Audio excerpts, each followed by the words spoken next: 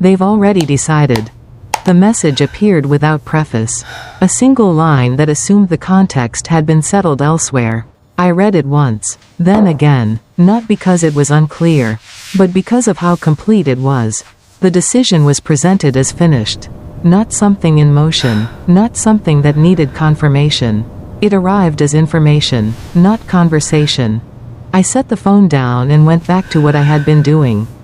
The task in front of me didn't change shape because of the message. There was no interruption that demanded attention, no urgency attached to respond. The day absorbed the update easily, as if it had been waiting for it. Later, when I picked the phone up again, the screen was quiet, no follow-up, no explanation of when the decision had been made or who had been part of it. The absence of detail felt deliberate, like a door closed carefully rather than slammed. I noticed then that nothing in me, were keeping it small. He said it the way people say things they've already decided. With the same tone he used when he mentioned parking or traffic.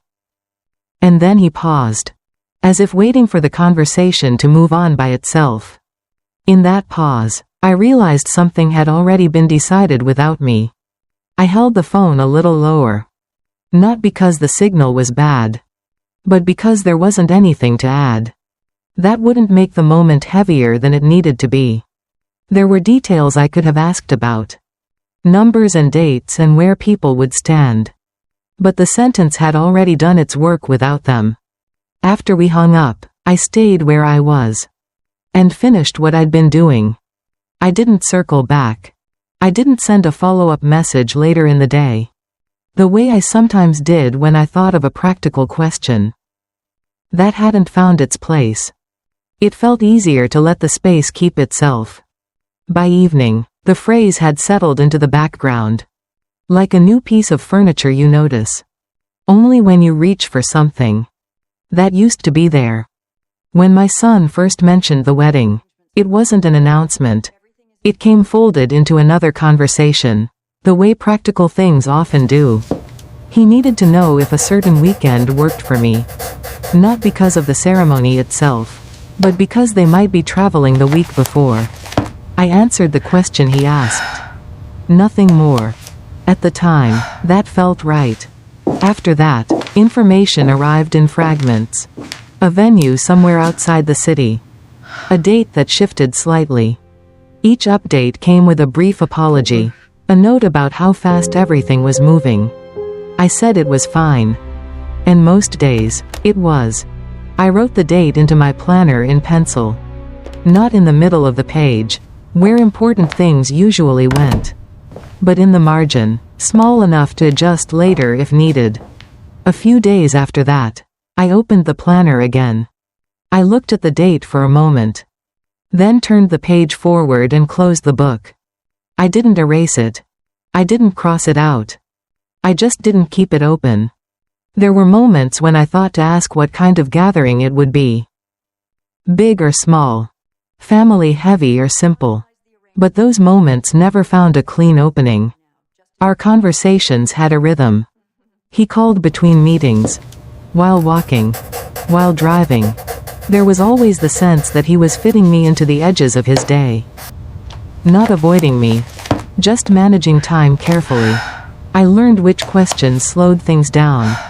And which ones didn't. Once, he mentioned they were finalizing the guest list. He said it quickly, almost mechanically. And then moved on to talk about the caterer. I listened. I didn't interrupt. There was no pause that invited response. No space where my opinion seemed expected. Over the years, I had learned to wait for signals rather than create them. Without noticing at first, I began phrasing things differently. Instead of asking when I should arrive, I asked whether there was anything they needed help with. Instead of offering ideas, I said I was around if it would be useful. These were small shifts. Almost invisible. But they made conversations smoother. He sounded relieved when I kept things simple. That mattered to me more than the details. The wedding became something I heard about in summaries. They'd chosen colors. They'd booked a photographer. Each piece of information arrived complete. Sealed. As if there were nothing more to add. I received it that way. I thanked him for telling me. I didn't ask what came next. At some point, I realized I had stopped picturing the day altogether. Not because I didn't care, but because imagining required assumptions I no longer felt authorized to make. It was easier to stay with what was certain. The next call. The next update. The familiar pause at the end of a sentence. So when he finally said they were keeping it small, it didn't arrive as a shock. It fit. It felt like the natural outcome of many small adjustments, each one reasonable on its own. I said I understood. He thanked me. The call ended right on time. Afterward, I didn't feel the need to explain anything to myself. I put the planner back on the shelf, where it stayed closed. I returned to the routines that didn't require decisions. It was easier to let the arrangement stand as it was. To allow the wedding to exist nearby, but not at the center. In that position, there was less to manage. And managing, I would understand later, had never really been the point. There wasn't a moment when I thought something was wrong. If anyone had asked me then, I would have said everything was fine. Busy. Different than before, maybe, but fine. The first Christmas after the engagement came and went quietly. No discussion. No planning call. Just a brief message a few days before. Busy here, love you. I read it once. Then again. I didn't reply right away. Not because I didn't know what to say, but because there wasn't anything to add. I told myself it made sense. They had a lot going on.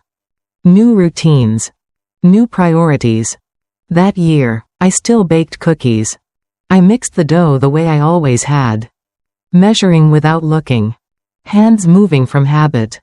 I put them in a tin when they cooled. And left it on the counter for a day. Before realizing no one had asked for them. The tin stayed closed. I didn't throw the cookies away. I moved them to a shelf, where they slowly disappeared over the next week. Small things like that began to happen. Nothing noticeable on its own. A call that ended sooner than I expected. A question that didn't come. A detail mentioned after it was already settled. I noticed how often conversations wrapped themselves up before I found a place to step in. Not abruptly. Just efficiently. Sometimes I would think of something to ask later. A practical thing, a timing question.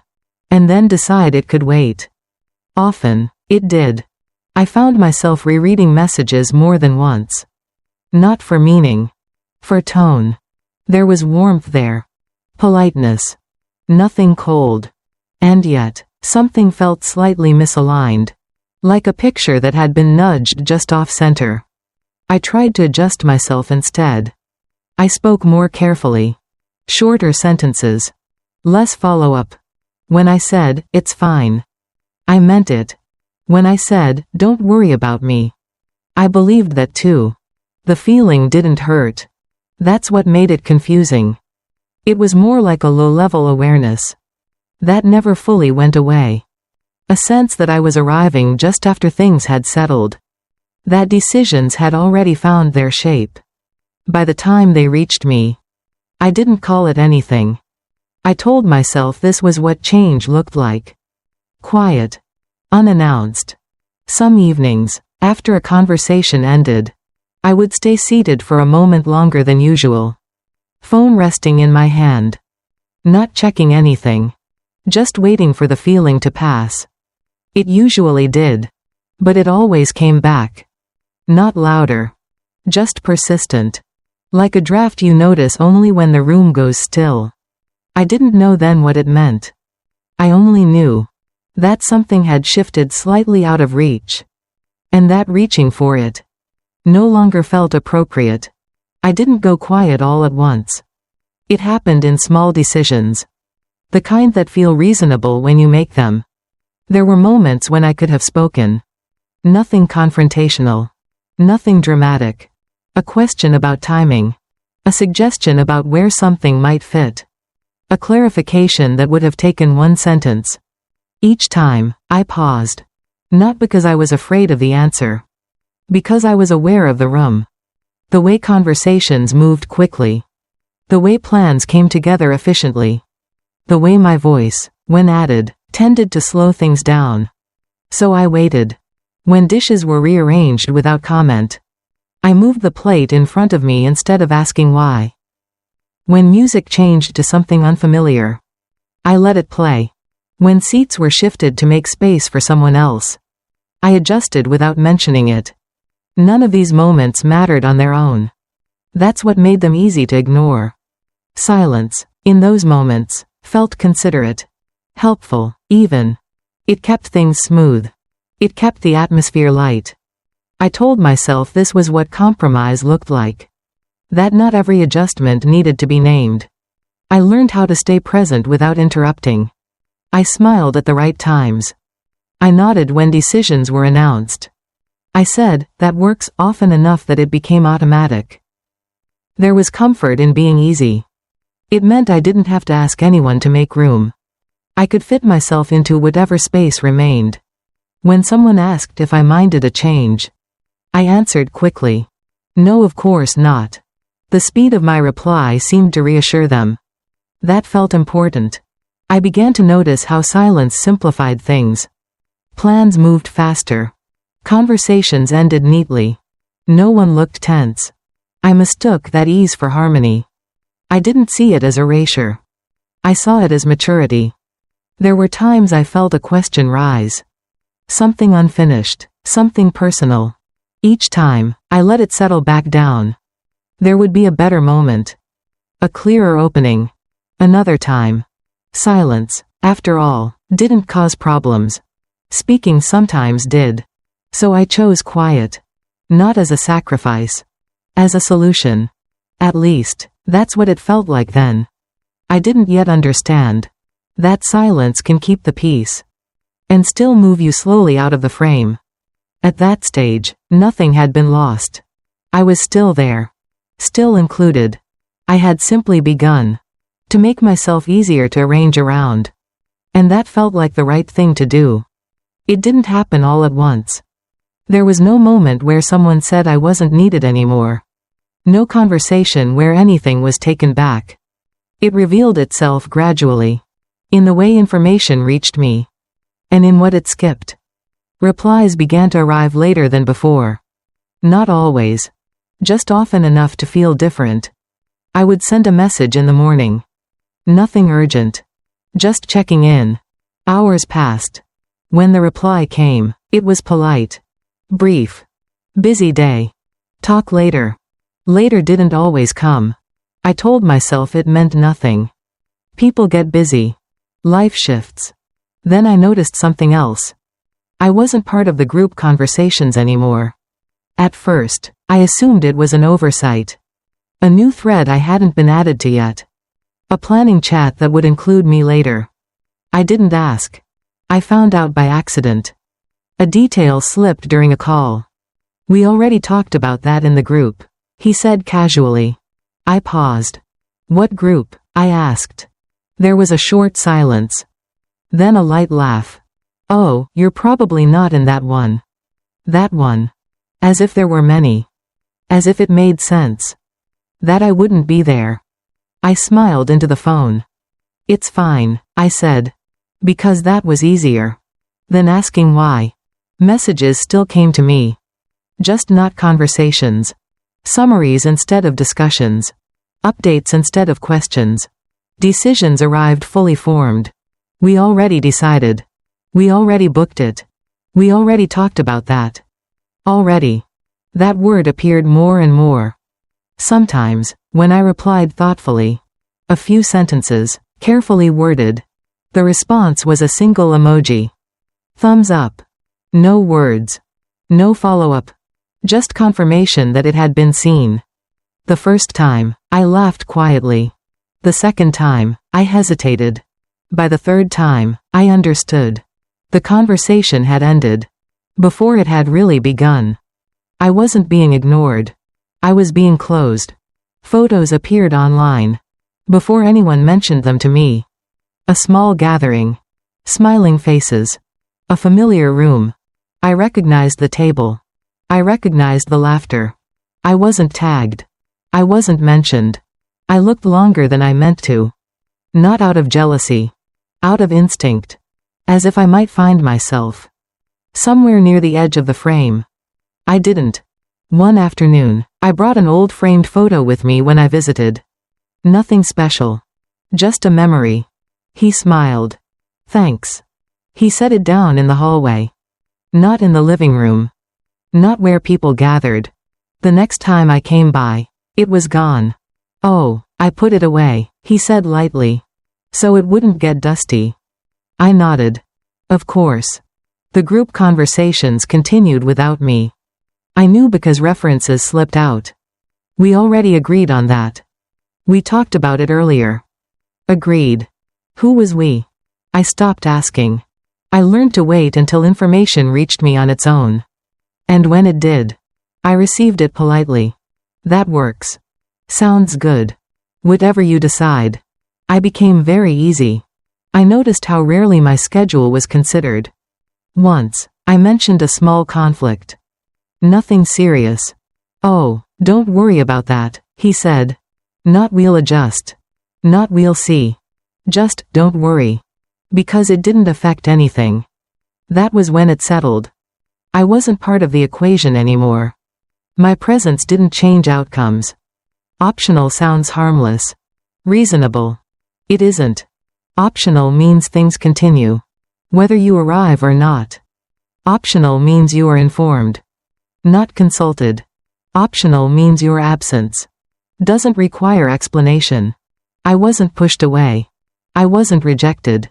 I was simply no longer necessary. And the most painful part was how quietly it happened. No one did anything wrong. No one was cruel. They were comfortable. They had adjusted. And I had let them. The pattern became visible not through contrast, but through repetition. It wasn't that I had vanished from the picture entirely. It was that my presence appeared only at specific moments, tied to particular needs, and receded again once those needs were met. When something was required from me, the contact was direct and immediate. A question only I could answer. A detail from years earlier that needed confirmation. A document that had to be located quickly. In those moments, the distance collapsed easily, as if it had never existed. I was reached without delay. I responded promptly. The requests were clear and contained, framed as necessities rather than favors. I provided what was asked, without hesitation or elaboration. Once the need was satisfied, the exchange ended. The efficiency of it was almost seamless. Afterward, the contact diminished again. Days passed without updates. Decisions continued to be made elsewhere. The rhythm repeated often enough that it no longer felt coincidental. There was no sense of intention behind it. No one appeared to be withholding information or making calculations. The pattern operated automatically, like a system responding to specific inputs. When a certain function was required, the corresponding part activated. When it wasn't, the system continued without it. I noticed how naturally I stepped into those moments of usefulness. The request itself carried its own justification. There was no internal debate about whether I should respond. I did what was needed, and that seemed to complete the interaction. Seeing this clearly didn't provoke resentment or pride. It felt factual. The clarity came from observation rather than evaluation. I wasn't being singled out. I was being contacted in a way that aligned with how the process was structured. I became aware of how familiar this arrangement was. How often I had occupied similar roles before without naming them. Being called when something was needed. Remaining peripheral when it wasn't. The habit had been reinforced by how smoothly it kept things moving. The planning made the structure more visible because the requests were specific and time-bound. Each contact had a defined purpose. Once that purpose was fulfilled, the connection dissolved until the next requirement emerged. At one point, He called to ask about a family contact who might help resolve a logistical issue. I provided the information. He thanked me and ended the call. Later, I learned the matter had been handled through another channel.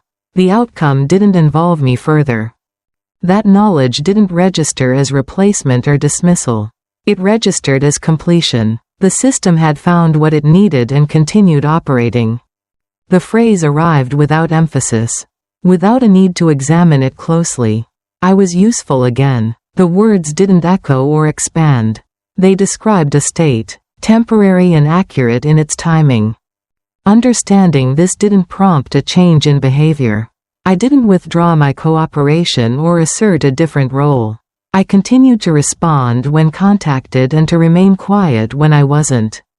The clarity didn't demand action. It removed confusion. Each instance reinforced the same structure. My involvement was situational, dependent on function rather than continuity. Recognizing that made it easier to stop searching for meaning beyond what was present. There was a steadiness in this realization. It didn't diminish anything. It didn't elevate anything. It simply aligned my expectations with how the system actually worked. When the next request arrived, I answered it. When nothing followed, I accepted that as part of the same pattern. The cycle completed itself without commentary. By the time planning moved into its later stages, the structure was unmistakable. My role was defined by usefulness alone. Seeing that clearly didn't require response or correction. It stood as it was, complete and contained, and I let it remain there. I didn't go there to escape anything. There was no plan behind it. No decision that felt important enough to explain. I drove because the road was familiar. And because no one was waiting for me at the other end. The cabin hadn't changed. It stood the same way it always had. Quiet, unremarkable, not trying to be anything more. Inside, nothing greeted me. No expectations. No messages. No sense that I was late or early. I set my bag down and stood still for a moment longer than usual. The quiet felt different here. Not the quiet that comes from absence, but the kind that exists on its own, without asking to be filled. I noticed it in my body first. My shoulders lowered without effort. My breath slowed without instruction. As if something in me recognized that it didn't need to stay alert. I moved through the space slowly. The table by the window. The chair that didn't face anything important. The counter worn smooth at the edge. None of it required me to adjust. I realized how rarely I had been in a place where my presence didn't improve or complicate anything. Here, nothing needed me. And instead of feeling unnecessary, I felt steady. I made something simple to eat. And sat down without checking my phone. Not because I was trying to prove anything, but because the urge wasn't there. Time passed without asking me to justify it. Morning arrived. Evening followed. Nothing waited for my input. I thought about how often my life had been arranged around anticipation. Waiting for plans to be confirmed.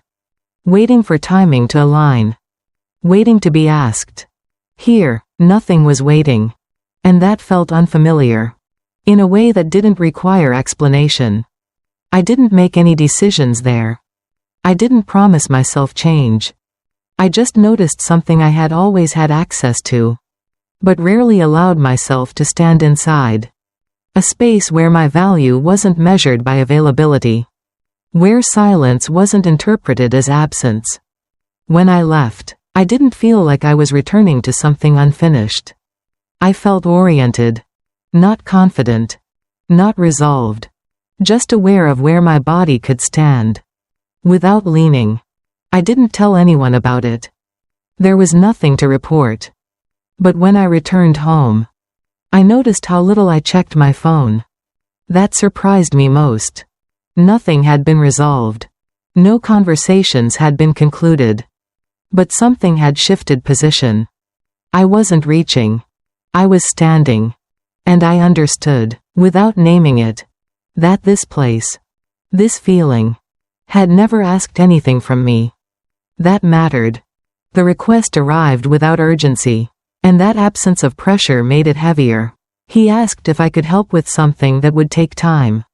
More than a single afternoon. Possibly more than a week.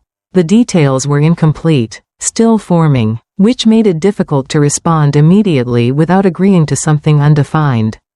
He spoke as if the answer would come easily, as if the question itself carried enough familiarity to settle it. I told him I needed to check my schedule.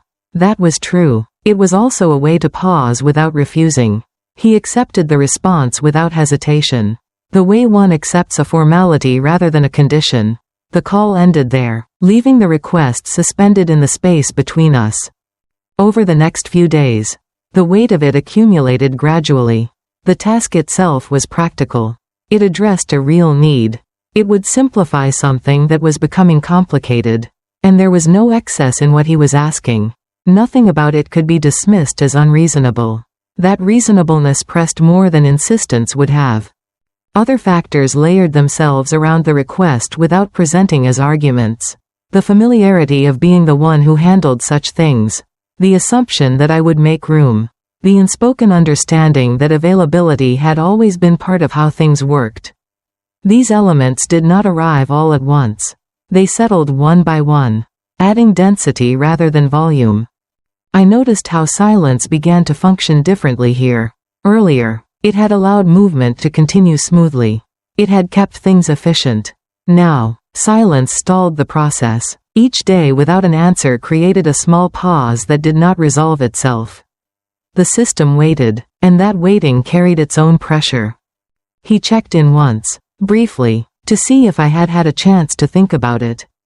The message was polite and contained, ending with a reassurance that it was fine if I couldn't. The reassurance did not reduce the weight. It clarified that whatever I chose would stand alone, without correction or adjustment. I considered the implications without framing them as costs. If I said yes, my days would reorganize themselves around the request. Other commitments would shift or disappear without announcement. The time required would not announce an endpoint. It would continue until it was no longer needed, and no one could say when that would be. If I said no, the structure that had adjusted so easily to my earlier silence would have to adapt again. That adaptation would not be dramatic. It would be quiet and efficient, like all the others. Still, the knowledge that the system would move on without me pressed in a different way. The memory of the space that asked for nothing remained present, not as an argument but as contrast. It did not suggest refusal. It did not offer an alternative. It simply existed alongside the request, steady and unchanged, highlighting the difference between being needed and being unassigned. Time stretched forward without markers. The request did not come with a clear boundary, and that lack of definition made the decision heavier. Agreeing would mean entering something without knowing its shape. Declining would mean refusing something that was not fully formed. Neither option resolved the uncertainty. I delayed responding longer than I normally would have. Each day that passed without an answer added a thin layer of pressure. Silence, which had once been the easiest response, now required maintenance. It could no longer be left unattended. When I thought about how easily I had stepped aside before, the difference became clearer. Silence had once aligned with how things were being done. Here, silence would be read as indecision. It would prompt another message, another conversation, another opportunity to be drawn back into the familiar role. The pressure did not peak. It settled. It became something I carried through the day, present but unspoken. There was no moment when clarity arrived fully formed. The decision did not announce itself as ready. When I finally responded, the words were simple. I said I couldn't commit to it. I did not explain why. I did not suggest alternatives. The sentence stood on its own, incomplete in a way that could not be smoothed over without adding more than I was willing to offer. There was a pause before his reply, longer than usual. When it came, it acknowledged my answer without elaboration. He said he understood. The exchange ended there, but the weight did not lift. In the days that followed, the effects appeared quietly. There were fewer calls. Updates arrived less often. The system adjusted, finding other routes. Nothing collapsed. Nothing demanded repair. The process continued with a slight shift in rhythm. The refusal did not feel decisive. It felt fixed. The clarity of the action did not bring ease. It brought responsibility. The knowledge that I had interrupted a pattern that had operated smoothly for a long time. I did not discuss the decision with anyone. There was no explanation that would have captured its layered nature. The choice existed without narrative, without the reinforcement of being shared. When I returned to the space that asked for nothing, it did not absorb the pressure. It did not counterbalance it. The neutrality remained unchanged, existing alongside the weight rather than dissolving it. The two did not merge. Saying no had not resolved anything. It had shifted where the strain lived. Some of it remained with me, steady and unshared. The rest dispersed into the system, redistributed without comment. Life continued. Planning moved forward without my involvement. Days retained their usual shape. Within that continuity, the refusal stood as a point that could not be undone, even as its implications continued to unfold. There was no sense of having crossed into something new. I remained where I was, aware of the weight, aware of the space beside it, and aware that neither would resolve the other. The decision had been made. Everything else would have to move around it. The call did not begin with a question. He said he had a few minutes and started talking before I had time to answer. The pace suggested efficiency rather than invitation, as if the conversation had already been outlined and simply needed to be delivered. I listened, adjusting to the rhythm quickly, aware that the window for response would be narrow. He spoke in complete sentences, each one building on the last. There were expectations, he said, and arrangements that depended on them. He referenced decisions that had already been made and commitments that were now in motion. The way he described them assumed a shared understanding, as though the framework itself was stable and familiar. Within that framework, my recent absence registered as irregular. He did not say this directly. He said I had been harder to reach. Not unavailable, just less present. The distinction mattered to him. It suggested a deviation from a norm rather than a break from it. The logic he brought with him was intact and confident. Family responsibilities, practical considerations, the way things worked when everyone stayed aligned. In his version, alignment meant predictability. It meant knowing who would step in when needed. Without discussion, my earlier silence disrupted that predictability, and that disruption required attention. I listened without interrupting, not because I agreed, but because the structure of what he was saying left little room to enter without shifting the conversation into something else entirely.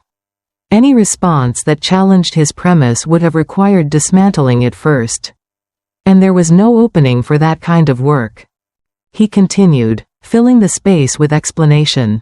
He referenced earlier instances, not as memories but as precedents. Times when things had gone smoothly because everyone had participated as expected.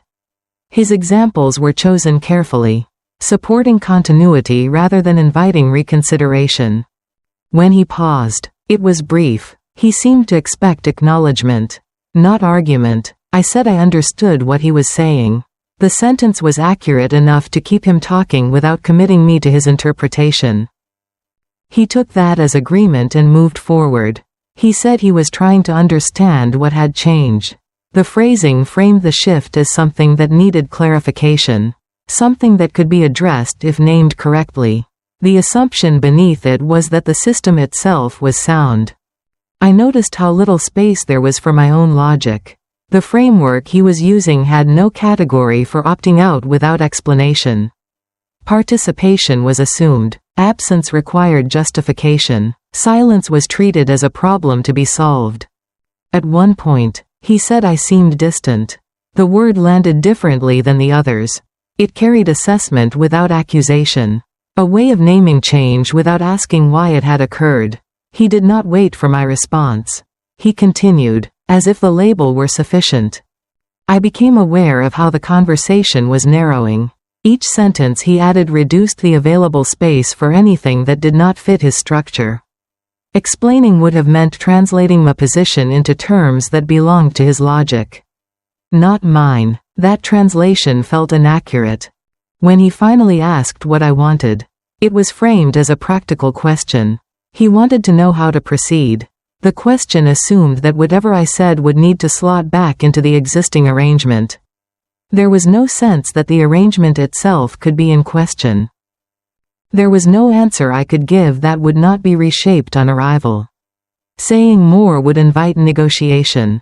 Clarifying would invite correction. Any attempt to explain would reinforce the idea that the framework was intact and merely needed adjustment. I said, "Good." The word did not carry emphasis. It was not sharpened into refusal or softened into reassurance. It ended the sentence he was building without completing it. There was nothing attached to it that could be expanded or challenged. The silence that followed was not heavy. It was clean. He did not know where to place it. I did not move to fill it. The logic he had been using had no place for a response that did not participate. He said he had to go. The call ended without summary or reassurance. There was no attempt to circle back or restate the point. The conversation closed not because it had resolved anything, but because it had reached the limit of its shared language. Afterward, I did not replay the exchange in detail. There was nothing to revise. The collision had been clear.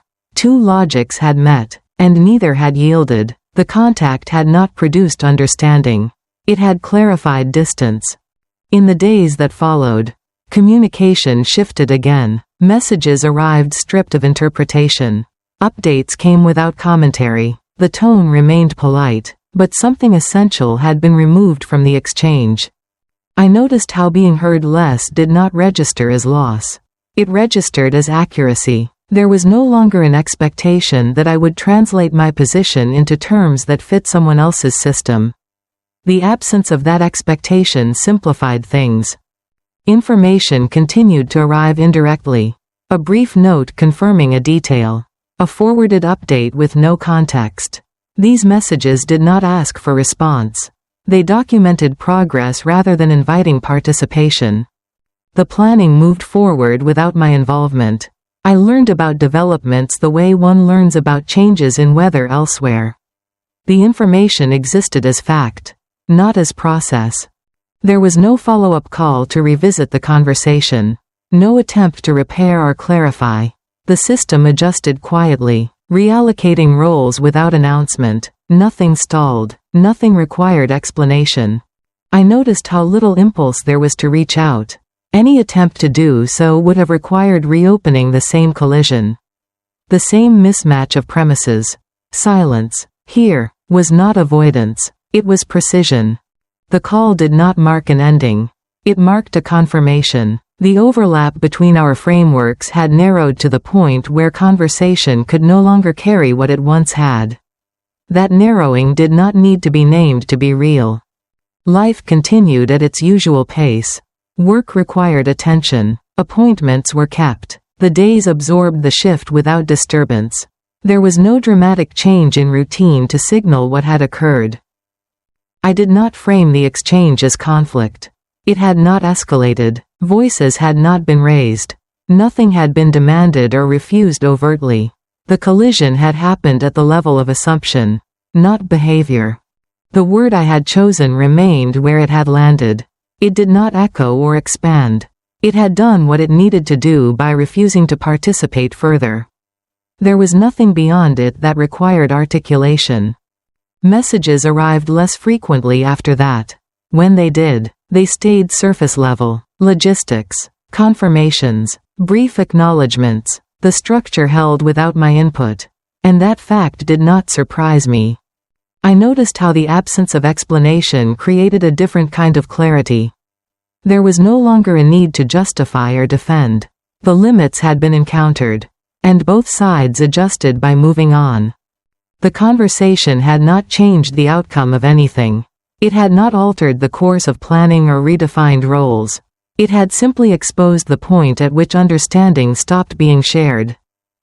I accepted that without commentary. There was nothing to be gained by revisiting it. The exchange had reached its natural conclusion. Not because it had resolved anything, but because it could not proceed further. Being heard less did not mean being erased. It meant being located elsewhere, outside the structure that required explanation to function. That relocation did not need to be acknowledged to take effect. The call remained what it was, a moment where two logics met and failed to align. It did not ask to be revisited. It did not ask to be understood differently. It stood complete in its limitation. I went on with the day. The conversation did not follow me. It did not demand processing. It had clarified enough by ending where it did. Nothing more was said about it. Nothing needed to be. The collision had occurred, and the space that followed was quiet. Not because it was empty, but because there was nothing left to translate. The waiting did not end with a decision. It thinned gradually, losing its edges until it no longer shaped the day. There was no moment that announced its departure. No marker to indicate that a habit had stopped. It became apparent only in retrospect, through the ease with which time began to pass without requiring attention. I noticed it first in the mornings. There had been a brief interval after waking when I used to pause. Not long enough to name. Just enough to listen for something that might arrive. That interval shortened, then disappeared. I moved from one task to the next without checking whether anything had changed in the meantime. The absence did not feel deliberate. It felt practical. The phone remained where I left it. I no longer carried it from room to room. Messages arrived when they arrived. If they didn't, the space they left stayed unoccupied. Silence no longer suggested delay or omission. It functioned as background, like weather that does not require response. Conversations with my son continued, but they were brief and contained. We exchanged information when necessary. We acknowledged dates and details without elaboration. The tone stayed polite, efficient, free of strain. There was no sense of rebuilding or retreating. The contact simply existed at a different scale. I stopped arranging my days around possibility. Plans no longer waited on confirmation from elsewhere. I made choices based on what was in front of me, not on what might be requested later. This did not feel like assertion. It felt like the removal of an extra step. The calendar changed its function. Dates appeared and passed without being provisional. I no longer penciled things in lightly or left margins open for adjustment. The pages filled in the ordinary way, with appointments that did not require explanation. When something shifted, it did so without personal consequence. The wedding approached without drawing me in.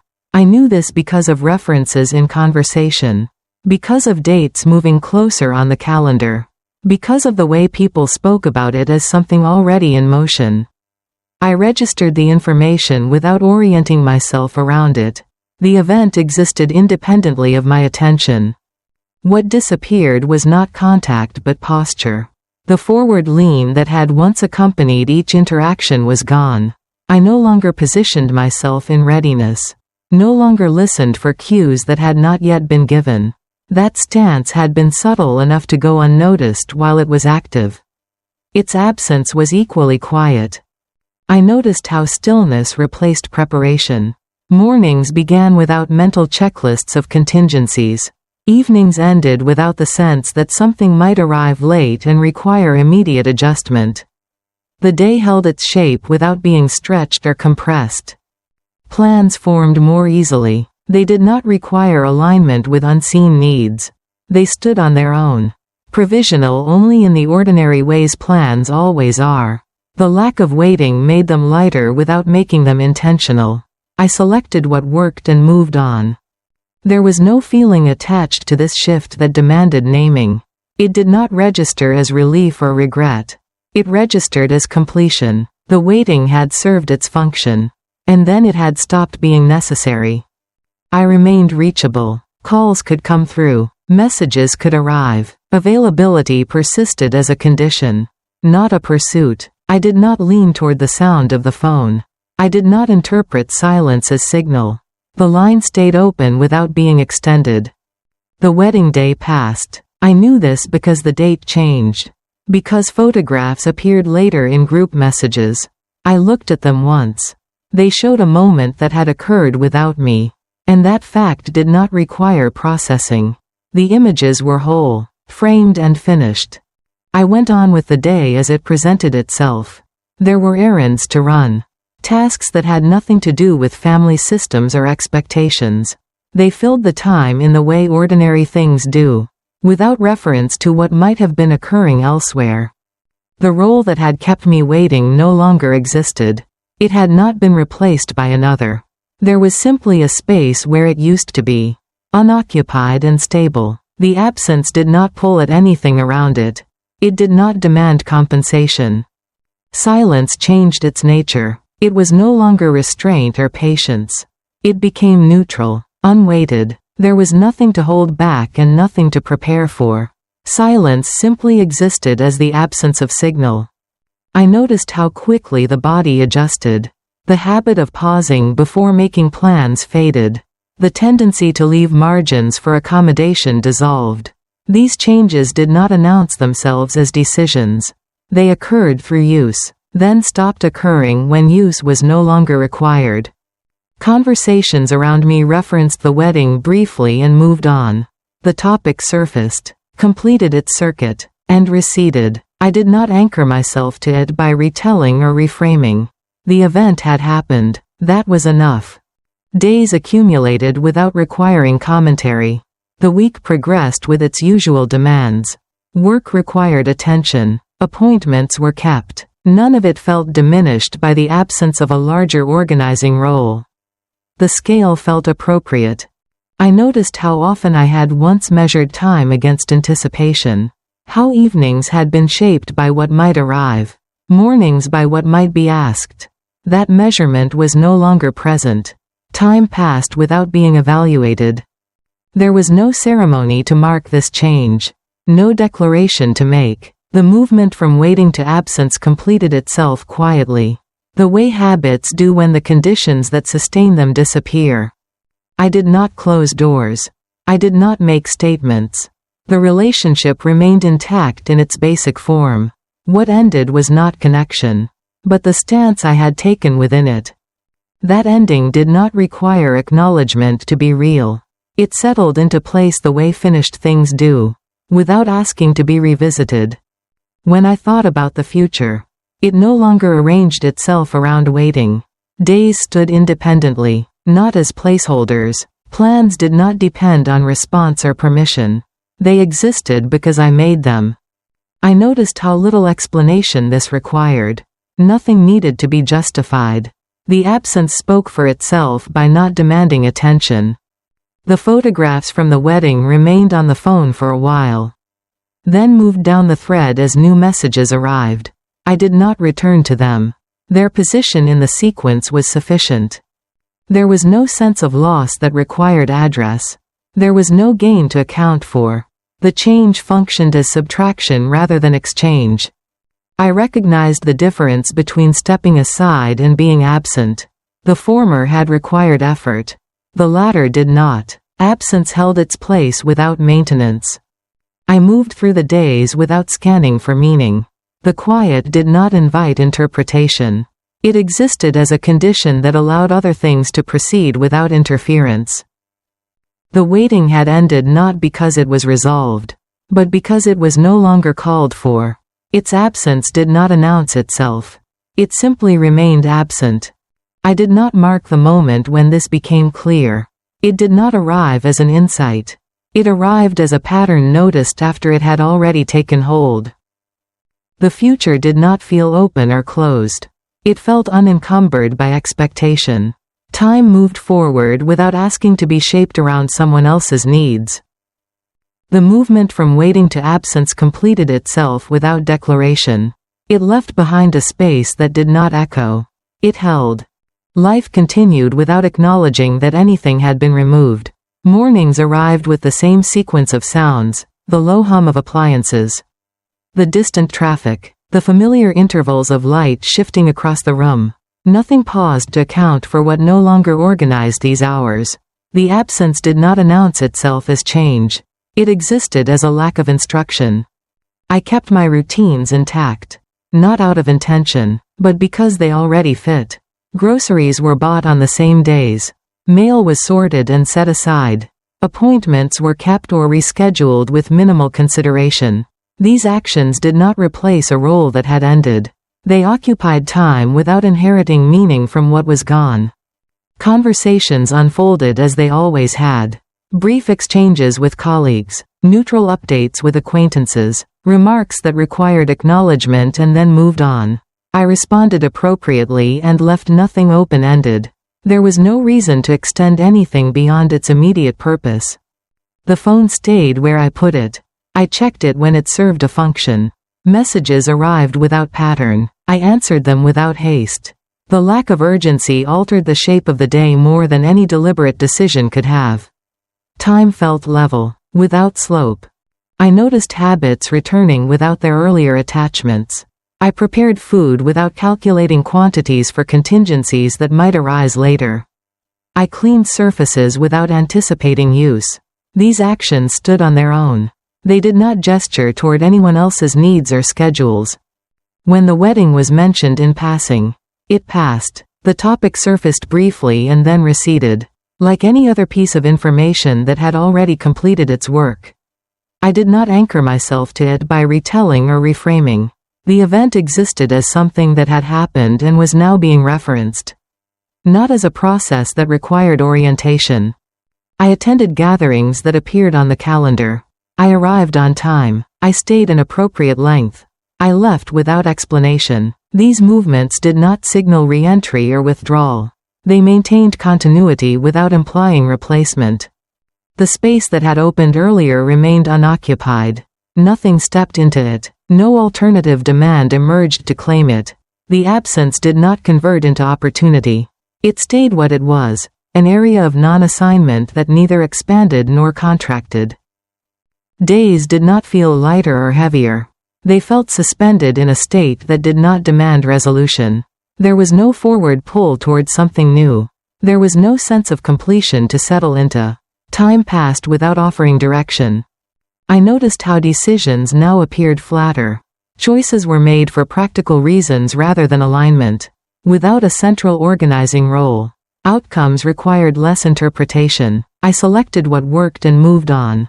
The reasons did not accumulate. The absence did not invite commentary. Describing it would have required emphasis that the state itself did not contain.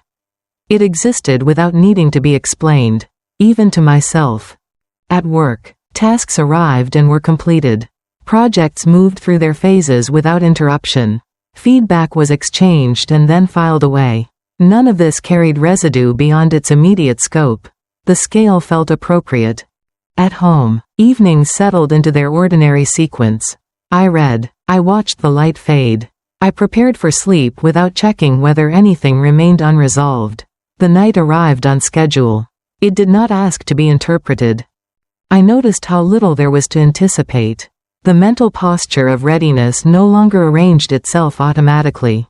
There were no margins to leave open. No adjustments held in reserve. The day concluded as it was lived, complete in its own duration. The absence did not register as quiet. It registered as evenness. Sounds retained their volume. Movements retained their pace. Nothing had been muted. Nothing had been heightened. Occasionally, I remembered how earlier days had been shaped by possibility. How time had been held loosely, prepared to give way if needed. That posture did not return. The recollection did not provoke comparison. It remained an observation without instruction. I did not attempt to fill the space with something else. Doing so would have implied a need for balance. There was none. The space existed without requesting occupation. Conversations with my son continued at a practical level. We exchanged information when necessary. We acknowledged dates and details without elaboration. The contact did not escalate or diminish. It stayed consistent in its brevity. I noticed how the absence of warmth did not signal coldness. It signaled neutrality. Interactions remained civil, contained, free of strain. They did not invite closeness or distance. They existed as exchanges that completed themselves. The days accumulated without calling attention to themselves. The week moved forward with its ordinary demands. None of it felt diminished by the absence of a larger organizing role. None of it felt enriched either. The scale remained steady. I stopped expecting meaning to arrive. The need to extract significance from sequence had faded. Events occurred and then passed. Their order did not require interpretation. The absence did not become a theme. It did not recur as thought or sensation. It stayed in place without insisting on notice. Its presence was measured by what it did not require. At times, I noticed how easily plans now held. Once made, they did not need to be renegotiated. Once completed, they did not echo. The lack of revision made them lighter. There was no urge to name this state. Naming would have fixed it in a way it did not ask for. The suspension remained flexible, capable of continuing without being defined. Evenings closed without review. I did not revisit conversations or reconsider choices. The day ended because it had reached its end, not because something had been resolved. I noticed how often continuity depends on nothing replacing what has ended. The days moved forward because they always had. The absence did not disrupt their ability to do so. The space remained unoccupied. It did not expand into expectation. It did not collapse into lack. It stayed proportionate, contained within the shape of ordinary life. When I lay down to sleep, there was no sense of unfinished business. There was no anticipation of what might arrive in the night. Sleep came without negotiation. Morning returned without commentary. The cycle resumed. Nothing had been restored. Nothing had been substituted. Life continued, suspended in its ordinary sequence, intact without replacement. The recognition arrived later than the rest, without altering anything that had already settled. It did not interrupt a day or rearrange a thought. It aligned details that had been present for some time and left them where they were. I noticed it first in the way conversations ended. Not abruptly, not awkwardly, just cleanly. Exchanges concluded once their immediate purpose had been served. There was no trailing space where something might have been added. No sense that an extra sentence had been withheld. The endings were precise. Looking back, the pattern had been consistent. Availability had been assumed. Responsiveness had been read as alignment. These were not ideas that had been named while they were active. They surfaced now as structural elements, visible because they no longer carried weight. Memories did not arrive as scenes or moments. They came as procedures, the order in which calls were made, the timing of messages, the way questions were asked only after other options had been exhausted. These details assembled themselves without asking to be evaluated. I did not feel compelled to revise the past. There was no urge to reconstruct conversations or imagine alternate responses. The sequence had already completed itself. The recognition arrived after its capacity to change anything had passed. This awareness did not alter how I moved through the day. It did not sharpen my language or soften it. It did not instruct me to behave differently. It existed alongside the present, unobtrusive and intact. I noticed how understanding often arrives once participation has ceased. Distance made structure visible. That visibility did not confer authority or detachment. It provided orientation without advantage. Silence functioned differently now. It was no longer a tactic or a courtesy. It existed as a condition that did not require maintenance. Pauses remained pauses without being interpreted as signals. When expectations surfaced in conversation, I let them pass without engagement. Addressing them would have required reopening a framework that no longer organized my days. The recognition did not push me toward confrontation or explanation. I answered questions plainly. I did not elaborate where elaboration was unnecessary. The simplicity felt accurate. It reduced the need for interpretation rather than expanding it. The awareness did not bring warmth or distance. It reduced emphasis. It allowed things to be stated and left where they landed. Words no longer needed reinforcement. There was no inclination to share this recognition. Sharing would have implied instruction or warning. Neither applied. The understanding belonged to its timing, not to a future audience. Daily obligations continued at their ordinary scale. Work required attention. Appointments were kept. Errands were completed. These demands did not feel diminished by the absence of a larger organizing role. They existed independently, sufficient on their own. I carried the recognition without placing it at the center. It did not direct choices. It did not seek validation. It remained present without asking to be used. When the past came into focus, it did so without apology or defense. There was nothing to correct. The recognition did not assign fault. It described how things had functioned. I noticed how often I had once interpreted responsiveness as care, efficiency as consideration. Those interpretations had not been wrong. They had been partial. Seeing that did not require revision. It required only acknowledgement. The days did not become clearer because of this understanding. They became flatter. Fewer contours required explanation. Events occurred and passed without being fitted into a narrative arc.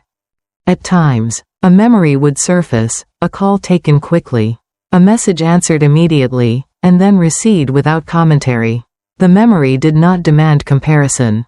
It existed as part of a completed sequence. I observed how easily habits dissolve when their conditions disappear. The impulse to anticipate, to prepare, to hold space ahead of time had faded without effort. The recognition explained that fading without accelerating it. Conversations with my son continued in their current form. We exchanged information when necessary. We acknowledged dates and details. The tone remained polite and contained. The recognition did not ask for more than that. There was no attempt to repair anything. Repair would have assumed damage. The structure had simply changed. And understanding followed change rather than preceding it. I noticed how often people speak of closure when they mean comprehension. This recognition did not close anything. It clarified what had already closed itself. The awareness did not bring relief. It did not bring regret. It settled into place the way facts do once they no longer require defense. It remained stable without drawing attention. I did not mark the moment when this understanding became steady. It did not arrive as an insight. It arrived as an accumulation that eventually stopped accumulating. The future did not rearrange itself in response. Plans remained modest. Days continued to stand on their own. The recognition did not point forward or backward. It existed in parallel. At times, I noticed how little explanation I now required from others.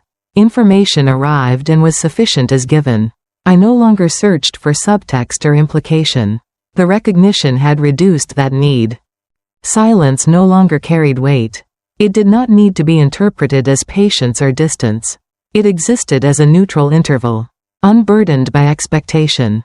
I recognized how often I had once taken responsibility for continuity, how maintaining flow had been treated as a shared task when it had not been evenly distributed. This recognition did not prompt correction. It described a condition that had already ended. The understanding did not sharpen boundaries. It made them visible. Visibility was enough. I did not feel compelled to articulate this to myself repeatedly. The recognition did not require rehearsal. It remained present without reinforcement. There were moments when I considered how easily things might have gone differently if certain questions had been asked earlier. That consideration did not linger. It belonged to a hypothetical sequence that no longer applied. The days continued without asking for interpretation. Work ended when it ended. Evenings concluded without review. Sleep arrived without negotiation. I noticed how often clarity arrives after usefulness has passed. The recognition did not restore or remove usefulness. It placed it in context. The understanding did not claim significance. It did not announce itself as a turning point. It remained quiet, complete, and uninterested in emphasis. I carried it without weight. It did not press against decisions or color interactions. It existed as part of the landscape rather than as an object to be handled. When conversations drifted toward explanation, I did not follow. Explanation would have implied an unresolved problem. There was none. The recognition stayed with me without altering pace or direction. It did not require agreement from anyone else. It did not need to be shared to be accurate. I noticed how little remained to be said once understanding settled. The absence of commentary did not signal avoidance. It signaled sufficiency. The days moved forward in their ordinary sequence. Nothing asked to be repaired. Nothing asked to be guided. The recognition remained where it had arrived. Quiet and complete. And I let it stay there. The space did not announce itself as an ending. It was there in the way rooms remain after conversations have finished. Holding their dimensions without reflecting what had occurred inside them. Light entered through the window at a shallow angle and moved slowly across the floor. Nothing adjusted to follow it. The room stayed consistent, indifferent to the passage of time. A chair stood near the center. Neither pulled close nor pushed away. It had not been arranged to suggest use or avoidance. It existed as furniture does when no one has considered its placement beyond practicality. The distance between it and the wall was unremarkable. Measured without intention. I entered without checking the time. The hour did not matter here. The day had loosened its grip. And the evening had not yet claimed its shape. The space accepted that in-between state without distinction. As if it were accustomed to moments that did not belong fully to anything. I stood for a while. Not waiting for a cue. Not listening for instruction. Standing required no explanation. When I sat, the movement was unmarked. The chair supported my weight evenly. There was no sound to register the shift. No signal that anything had changed. The window remained open enough to allow air to move through. Not enough to invite attention. Outside sounds arrived briefly and left. A car passed. A voice rose and then disappeared. None of it lingered long enough to form a pattern or suggest relevance. My hands rested where they fell. There was nothing placed in them. No object waited to be examined or held. The absence did not feel intentional. It felt settled, as if nothing had been removed to create it. The space was complete without addition. Time behaved differently here. It did not advance toward anything. Minutes passed without stacking themselves into urgency. I noticed their passing only when the light shifted again, thinning as it moved farther along the floor, changing shape without signaling conclusion. The room did not recall anything. It did not echo earlier versions of itself or suggest that something had once occupied it differently. It existed only in the present arrangement, without reference or memory. I became aware of my breathing without attempting to change it. The rhythm remained steady and unremarkable. There was no need to deepen it or regulate it. It continued on its own, unnoticed until there was nothing else competing for attention. The door stayed partly open. Not wide, not closed. It did not frame the room as interior or exterior. It allowed movement without implying departure or arrival. Anyone could have passed through it. No one did. There was no posture here that matched waiting. The forward lean that once accompanied anticipation did not find a place to settle. My body remained upright without tension, balanced without instruction or correction. The second chair stayed empty. It had not been positioned for someone else. Its emptiness did not suggest absence. It was simply unused, like many things that exist without being claimed. Thoughts passed through without attaching themselves to intention. They appeared briefly and dissolved, leaving no residue behind them. There were no sentences forming that needed delivery. No words rehearsed for future use. The stillness in the room did not feel imposed. It did not hold anything back. It occupied the space where motion was unnecessary. It remained flexible, capable of change without requiring it. At some point, the light softened enough to notice. Shadows lengthened along the wall and then thinned again.